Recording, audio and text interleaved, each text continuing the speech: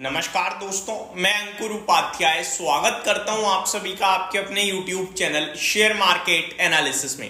एक बार फिर तेजी करने वाले लोगों के मुंह पे शेयर बाजार ने चांटा मारा है। देखो, मार्केट लाइफ हाई पे खड़ा है। आप निफ्टी को देखो कितनी दूर है लाइफ हाई से, कल ही लाइफ हाई लगाया है। कितनी दूर छोड़ो, कल ही लाइफ हाई लगाया है। पॉइंट वाइज भी बात करूं तो 100 पॉइंट ज्यादा से ज्यादा दूर नहीं है। 100 पॉइंट भी एग्जैक्टली दूर नहीं है एक्चुअली में। 25,920 पे ट्रेड कर रहा है, 26,011 का लाइफ हाई है।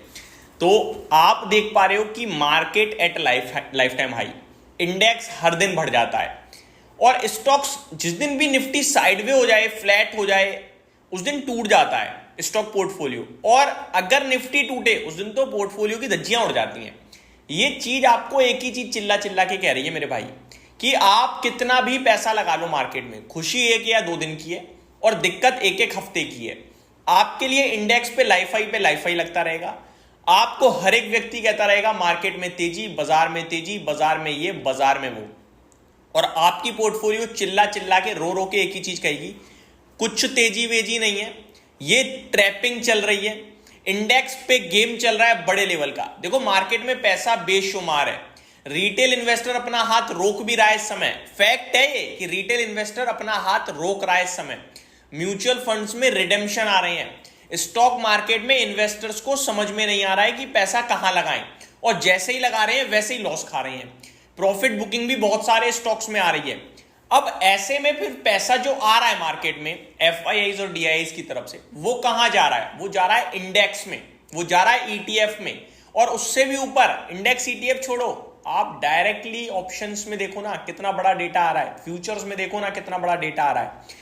तो वो इंडेक्स को गिरने नहीं दे रहे। और इससे भी अगर मैं एक और बात आपके साथ शेयर करूं तो ग्लोबल मार्केट्स के भी इंडेक्स बड़ी शानदार तेजी में, तो वो भी इंडेक्स को नहीं गिरने दे रहे हैं।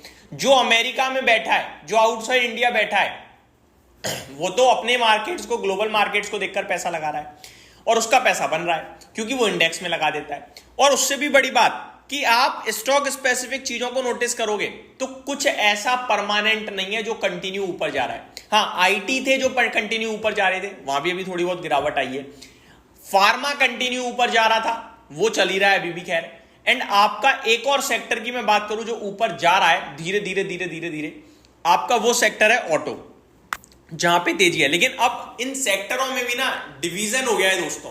फॉर एग्जांपल आईटी की बात करूं तो केपीआईटी टेक्नोलॉजी पे नजर डालिए आप। केपीआईटी टेक जो कंटिन्यू भागता जा रहा था, वो ऊपर में लगभग 1900 रुपए करीब के हाई लगा चुका है, 1950, 1950, और अभी 1700 के नीचे ट्रेड कर रहा है। आज 1650 का लो लगाया है। तो यहां पे तो अभी वो वाला मूव नहीं आ रहा है। आप अगर लार्ज कैप आईटी की बात करें, वहां पे मूव चल रहा है, ऊपर में अच्छे खासे लेवल्स आ गए हैं। फार्मा में लेवल तो बहुत ही चुनिंदा स्टॉक्स हैं जो भाग रहे हैं। एफएमसीजी भागा आपके लिए, उसने लाइफ हाई लगवा दिया। लेकिन ब्रॉडर मार्केट पे पोर्टफोलियो की धज्जियां उड़ी हुई हैं। इस वीडियो के माध्यम से मैं अभी भी यही बोलूंगा अपने व्यूअर्स को कि मैं नेगेटिव नहीं हूं, ये बाजार नेगेटिव है। और आप जितनी जल्दी ये बात समझ जाएंगे उतना अच्छा है।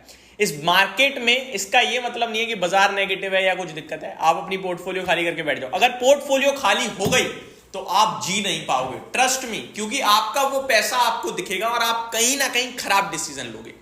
इससे बेटर है कि जो पोर्टफोलियो वो वैसी की वैसे ही रहे, कोई दिक्कत नहीं है। वहां पे आप बस थोड़ा चेक कीजिए, कहीं लग रहा है वैल्यूएशन कंफर्ट नहीं है, या कहीं लग रहा है बहुत चल गया है, या कहीं पे लग रहा है कि प्रॉफिट्स में दिक्कत आ रही है, अर्निंग्स में मजा नहीं आ रहा, तो 100 शेयर्स हैं, 20 निकल गई। 80 अभी भी रहेंगे, लेकिन वो 20 का कैश आपके पास फ्री हो गया। कल को कुछ नेगेटिव होता है तो वही 20 आप वापस से पैसा लगा सकते हो, तो वो आपके लिए बहुत बड़ी वेल्थ क्रिएशन का काम करेगा। तो आप स्टॉक्स को चेक कीजिए, डबल क्रॉस चेक कीजिए, वेरीफाई कीजिए, पैसा इकट्ठा कीजिए अपने पास थोड़ा थोड़ा थोड़ा एक्यूमुलेट करके, और उस पैसे को बचा के रखिए खराब समय के लिए। बहुत सारे लोग क्या है कि निफ्टी 200-250 पॉइंट्स गिरती है ना, तो पोर्टफोलियो होती है बहुत बुरी तरीके से नीचे, 3-4% टूट जाती है। तो लोगों के कमेंट्स आते हैं बाय ऑन डिप, मौका है खरीद लो, ये है वो है। लेकिन आप नोटिस ये करो, आप 24,000 से 26,000 हो गए। कहां पैसा बना? इंडेक्स में बना, स्टॉक में कहां बना?